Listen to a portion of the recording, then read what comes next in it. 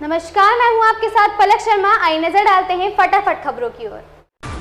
पश्चिम बंगाल भाजपा के अध्यक्ष सुकांत मजूमदार ने राज्य की मुख्यमंत्री और टीएमसी की मुखिया ममता बनर्जी पर तीखा हमला बोला है। सुकांत मजूमदार ने कहा कि आप विपक्षी गठबंधन INDIA का हिस्सा हैं, लेकिन इंडिया आपके साथ नहीं है, देश प्रधानमंत्री मोदी के साथ है। दरअसल हाल ही में ममता बनर्जी ने अपने एक बयान में कहा था कि आगामी लोकसभा चुनाव में भाजपा की विदाई तय है और पीएम मोदी के पास प्रधानमंत्री के रूप में सिर्फ 6 महीने का वक्त बचा है। सुकांत मजूमदार ने CAA लागू होने की बात कही और कहा कि CAA लागू होकर रहेगा और ममता बनर्जी इसे रोक नहीं पाएंगी। महाराष्ट्र के डिप्टी सीएम देवेंद्र फडणवीस ने मंगलवार को बताया कि केंद्र सरकार 2 लाख मीट्रिक टन प्याज की खरीद करेगी। फडणवीस ने बताया कि यह खरीद 2410 रुपए प्रति क्विंटल की दर से खरीदी जाएगी। फडणवीस ने कहा कि सरकार के इस कदम से प्याज किसानों को बड़ी राहत मिलेगी। फडणवीस ने कहा कि नासिक और अहमदनगर में प्याज की खरीद के लिए विशेष खरीद केंद्र बनाए जाएंगे। बता दें कि देवेंद्र फडणवीस का यह ऐलान ऐसे वक्त आया है जब प्याज उत्पादक, किसान और व्यापारी केंद्र सरकार के उस फैसले का विरोध कर रहे हैं जिसमें केंद्र सरकार ने प्याज के निर्यात पर 40% निर्यात शुल्क लगाने का फैसला किया है। एशिया कप के लिए भारतीय टीम का ऐलान हो चुका है। सोमवार 21 अगस्त को भारतीय क्रिकेट कंट्रोल बोर्ड BCCI के चयनकर्ताओं द्वारा चुनी गई टीम में कई खिलाड़ियों की वापसी हुई है तो कुछ को मौका नहीं मिला है। लंबे समय तक चोट के कारण बाहर रहने वाले KL राहुल और श्रेयस अय्यर को टीम में रखा गया है। श्रेयस को पूरी तरह से फिट बताया गया है, लेकिन राहुल अभी भी परेशानियों का सामना कर रहे हैं। भारत के विश्व कप विजेता खिलाड़ी मदन लाल ने राहुल और अय्यर की फिटनेस पर चिंता व्यक्त की है। इसके अलावा उन्होंने युजवेंद्र चहल और रविचंद्रन अश्विन को बाहर रखे जाने पर हैरानी जताई। भारत अमेरिका समेत 14 देशों के साथ इंडो पैसिफिक इकोनॉमिक फ्रेमवर्क में शामिल हुआ है।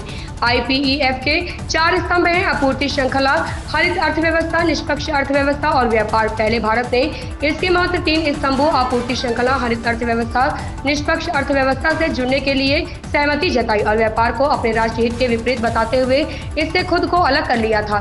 पर अब बताया जा रहा है कि भारत व्यापार स्तंभ से भी जुड़ने के लिए सहमत हो गया है। संयुक्त किसान मोर्चा समेत और नागरिक समाज के 32 संगठनों ने प्रधानमंत्री और वाणिज्य एवं उद्योग मंत्री को पत्र लिखकर IPEF के व्यापार स्तंभ में शामिल होने से उत्पन्न खतरे के प्रति सचेत करते हुए इनमें शामिल न होने का आग्रह किया है।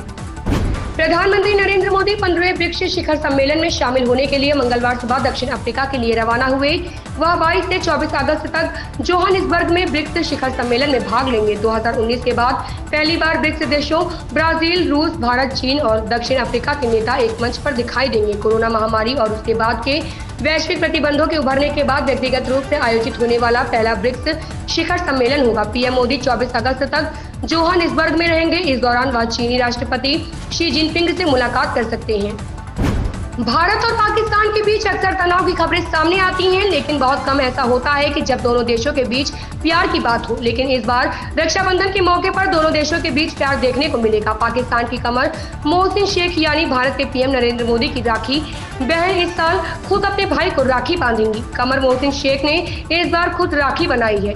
इसको लेकर उन्होंने पत्रकारों से बात की, कहा कि इस बार मैंने राखी खुद बनाई है। मैं उन्हें कृषि पर आधारित एक किताब भी उपहार में दूंगी क्योंकि उन्हें पढ़ने का शौक है। करण जौहर की फिल्म रॉकी और रानी की प्रेम कहानी हाल ही में रिलीज हुई है। इस फिल्म में रणवीर सिंह और आलिया भट्ट की जोड़ी दर्शकों को काफी पसंद आई है, साथ ही फिल्म की कहानी भी। रॉकी और रानी की प्रेम कहानी ने सिनेमाघरों में बढ़िया कलेक्शन किया है। इस फिल्म में धर्मेंद्र और शबाना आजमी का लव एंगल भी ऑडियंस को काफी ज्यादा पसंद आया है। इस फिल्म के जरिए करण जौहर ने 7 साल के बाद वापसी की है, लेकिन फिल्म इंडस्ट्री के शख्स होने के कारण करण जौहर इस बात से बहुत खुश है कि हिंदी सिनेमा अपने पूरे जोश में वापस आ गया है और गदर 2 अच्छी कमाई कर रही है। नई फसल आने से खुदरा बाजार में टमाटर की कीमत 50 से 70 रुपए किलो पर पहुंच गई है। हालांकि दाम के नीचे आने तक सरकार लगातार 40 रुपए किलो के भाव से टमाटर बेचती रहेगी। हाल में टमाटर 250 रुपए किलो तक पहुंच गया था। उपभोक्ता मामलों के मंत्रालय के सचिव रोहित कुमार सिंह ने कहा कि मध्य प्रदेश जैसे राज्यों से नई फसल आने से टमाटर सस्ता होने लगा है। सरकार सहकारी संस्थाओं जैसे NCCF और NAFED के जरिए टमाटर को सब्सिडी के भाव पर बेच रही है। दुनिया के कई हिस्सों में कोरोना वायरस के नए स्वरूपों वेरिएंट का पता चलने के बाद केंद्र सरकार ने सोमवार को एक उच्च स्तरीय बैठक की। इस दौरान केंद्र ने राज्यों से वायरस के नमूनों का संपूर्ण जीनोम अनुक्रमण बढ़ाने को कहा। केंद्र ने राज्यों से नए वेरिएंट पर करीबी नजर रखने को भी कहा है। आधिकारिक बयान के मुताबिक प्रधानमंत्री के प्रधान सचिव PK मिश्रा ने कहा कि देश में कोविड की स्थिति स्थिर बनी हुई है। सार्वजनिक स्वास्थ्य प्रणालियां तैयार हैं, लेकिन राज्यों को इन्फ्लुएंजा जैसी बीमारी और श्वसन संक्रमण के मामलों पर नजर रखनी होगी।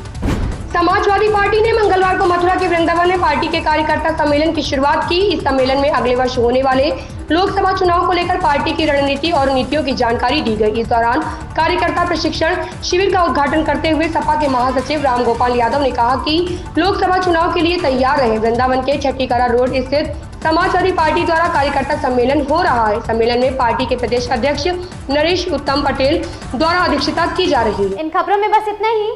बने रहे हमारे साथ।